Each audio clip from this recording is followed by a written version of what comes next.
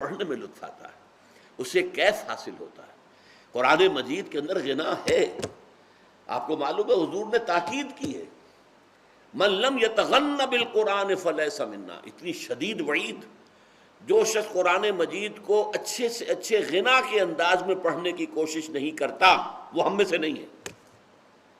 فرمایا زین القرآن باصواتکم، اگر اللہ نے تمہیں اچھی آواز دی ہے تو اچھی آواز سے، حسن صوت سے، حسن قرات کے ساتھ قرآن کو پڑھو، قرآن کو مزین کرو اپنی آوازوں سے۔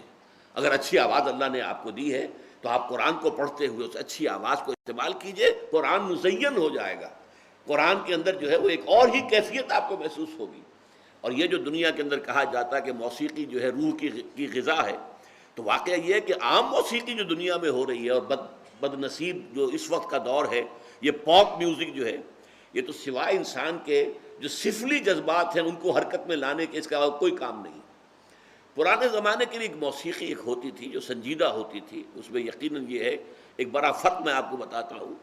پچھلے زمانے کی موسیقی سن کر آدمی کا یہ سر جو ہے یہ وجد میں آتا تھا، آدمی جھومتا تھا سر کے وجد کے ساتھ۔ آج کی موسیقی میں پورا انسان کا نچلا جسم جو ہے وہ دھڑکتا ہے، دھڑکتا ہے اور چلتا ہے، دوڑتا ہے۔ یہ انسان کے سفلی اور گھٹیا اور نچلے جذبات کو حرکت میں لانے والی شے ہے۔ لیکن قرآن مجید کی موسیقی زین القرآن باصواتکم من لم یتغن بالقرآن فلیس منا وتغنوہ، اس کو بڑی غنا کے ساتھ پڑھا کرو۔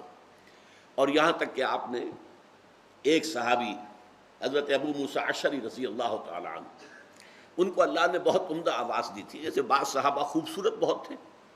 حضرت دحیہ کلبی رضی اللہ تعالی عنہ بہت حسین انسان تھے، چنانچہ حضرت جبرائیل جب انسانی شکل میں آتے تھے تو حضرت دحیہ کی صورت اختیار کر کے آتے تھے، دحیہ کلبی۔ اسی طرح صوت جو ہے، صوتی آہنگ اور اچھی آواز، یہ اللہ تعالیٰ نے حضرت ابو موسیٰ اشعری کو عطا فرمائی تھی۔ تو ایک مرتبہ حضور رات کو گشت پر تھے، آپ نے دیکھا حضرت ابو موسیٰ اشعری کے مکان کے قریب سے، مکان کیا ہوتا تھا، حجرے ہوتے تھے چھوٹے چھوٹے سے، وہاں یہ تھوڑا ہی تھا کہ اب یہ اتنا بڑا باہر کا کمپاؤنڈ ہے، پھر اس کے اندر جو ہے وہ کوئی ڈیوڑی آئے گی، پھر چھوٹے چھوٹے حجرے تھے۔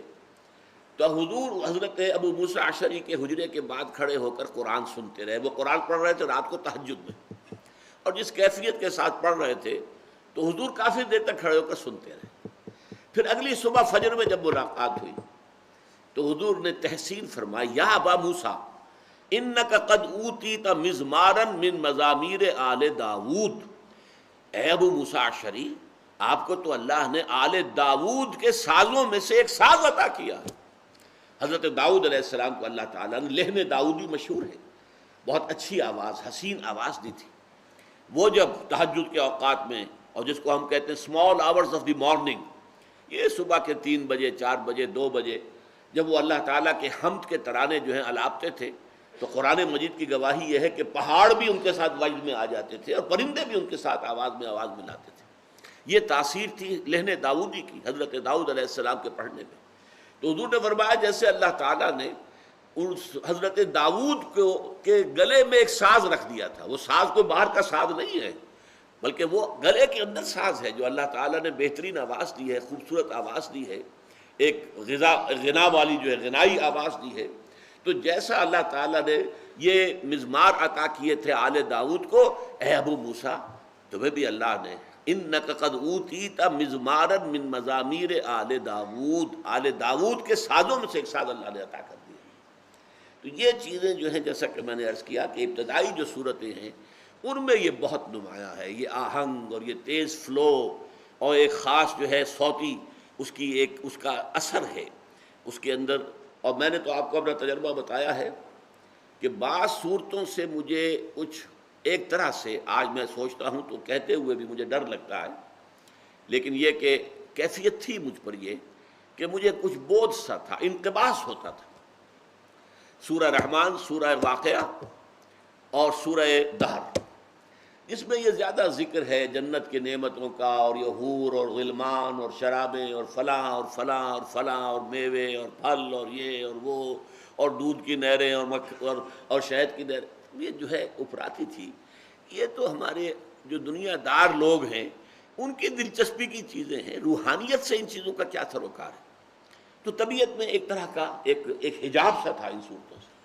واقعہ یہ ہے میرا یہ حجاب رفع ہوا ہے جب شیخ القراء محمود خلیل حسری رحمۃ اللہ علیہ ان کا میں نے قرات کردہ سورہ رحمان کا ریکارڈ سنا ہے اور سورہ واقعہ کا۔ یہ آئے تھے صدر ناصر صاحب جب آئے تھے، 50s کی بات ہے، جب صدر ناصر صاحب دورے پر آئے تھے پاکستان کے، تو ان کے ساتھ قاری محمود خلیل حسری آئے تھے۔ انہوں نے جو نیو ٹاؤن کی مسجد ہے اس میں بھی ایک محفل قرات منعقد کی تھی۔ پھر کچھ عرصے کے بعد وہ یہاں بھی آئے اور یہاں جامعہ اشرفیہ میں ان کی محفل تھی، وہاں انہوں نے سورہ واقعہ پڑھی پوری کی پوری، اور میں حیران ہوں، کوئی دلیل نہیں، کوئی منطق نہیں، لیکن میں نے اس قرات کو سنتے ہوئے محسوس کیا کہ میرے قلب کے اوپر سے وہ پردہ، وہ حجاب یا وہ زنگ جو ہے اتر رہا ہے خود بخود۔ یہ اس کا صوتی اثر ہے، قرآن مجید کی آواز کے اندر ایک اثر ہے۔ اسی لیے قرآن مجید کو اگر کوئی شخص سمجھتا نہیں ہے، اگر پڑھتا ہے صحیح طور پر، وہ بھی کسی نہ کسی فائدے سے محروم نہیں رہتا۔